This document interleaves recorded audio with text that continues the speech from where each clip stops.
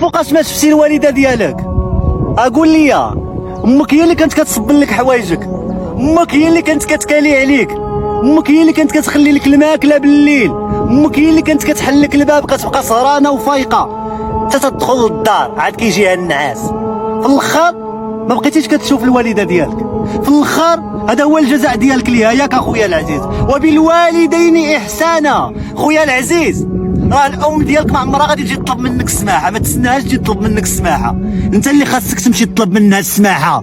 سيدنا ابراهيم عليه الصلاه والسلام كان باه كيعبد الاصنام وكان كيطيع باه اخويا العزيز. راه واخا يكون راضي عليك الله، شوف سمعني نقول لك الله يرضي عليك، امك تتبقى امك، شوف ربي والصبر بعد العيالات، ولكن كاينه ام وحده.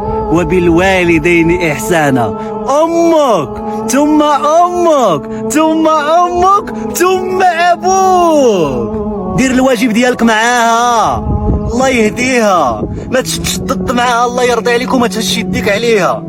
الا كانت امك غضبانه عليك هز التليفون ودير غير 10 دراهم وصوني عليها وشوف واش ما غاديش تفرح. والله امك صونيتي عليها وسمعتي الصوت ديالها غادي تيسر لك الامور ديال حياتك. السلام عليكم.